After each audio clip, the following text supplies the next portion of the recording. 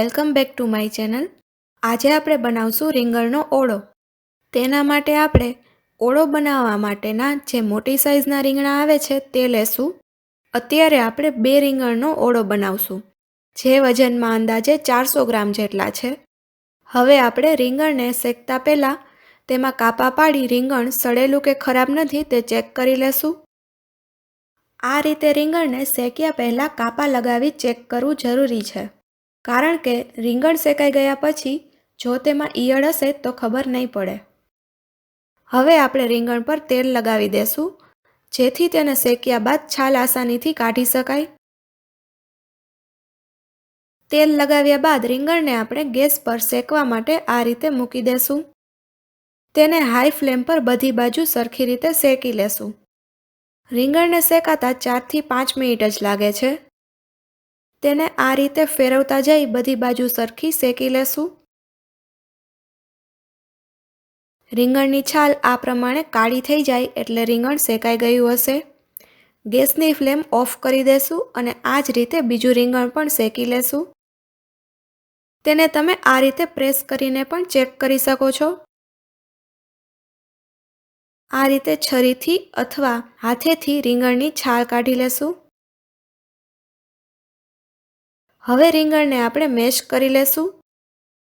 રીંગણનું ડીટીયું કાઢી તેને આ રીતે કટ કરી લેશું। પછી તેને મેશરથી સરખી રીતે મેશ કરી લેશું। તમે તેને તાવીથા અથવા છરીથી પણ મેશ કરી શકો છો। હવે આપણે શેકેલા રીંગણનો વઘાર કરી લેશું। તેના માટે એક કડાઈમાં 3 ટેબલસ્પૂન તેલ લેશું। તેલ ગરમ થાય એટલે તેમાં 1 ટીસ્પૂન જીરું એડ કરશું। તેમાં 1 ટીસ્પૂન હિંગ અને ઝીણી સમારેલી 3 લીલી ડુંગળી નાખશું। જો તમારી પાસે લીલી ડુંગળી અવેલેબલ ન હોય તો તેના બદલે તમે સૂકી ડુંગળી પણ નાખી શકો। તેને 2 થી 3 મિનિટ માટે મીડિયમ ફ્લેમ પર સાતળશું।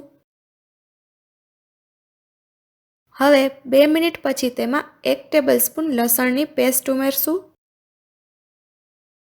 તેને મિક્સ કરી લેશું। ત્યારબાદ તેમાં 2 મીડિયમ સાઇઝના સમારેલા ટમેટાં નાખશું। તેને મિક્સ કર્યા બાદ તેમાં સ્વાદ અનુસાર મીઠું એડ કરશું। પછી તેમાં 1 થી 1.5 ટીસ્પૂન હળદર ઉમેરશું।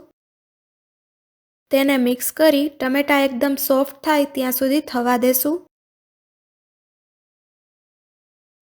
હવે 2 મિનિટ પછી ટમેટાં એકદમ સોફ્ટ થઈ ગયા છે।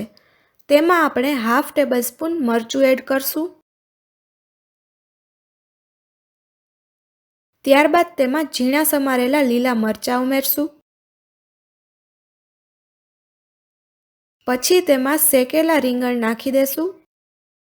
બધું સરખી રીતે મિક્સ કરી લેશું। તેને એકદમ ધીમી આંચ પર 2 મિનિટ માટે થવા દેશું।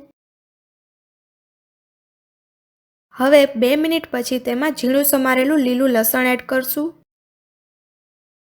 તેને મિક્સ કરી લેશું અને છેલ્લે તેમાં સમારેલી કોથમીર ઉમેરશું। રીંગણનો ઓળો હવે તૈયાર થઈ ગયો છે। ગેસની ફ્લેમ ઓફ કરી દેશું। તો તૈયાર છે રીંગણનો ઓળો। જો તમને આ રેસીપી સારી લાગી હોય તો વિડીયોને લાઇક કરજો, શેર કરજો અને ચેનલને સબસ્ક્રાઈબ કરવાનું ભૂલતા નહીં।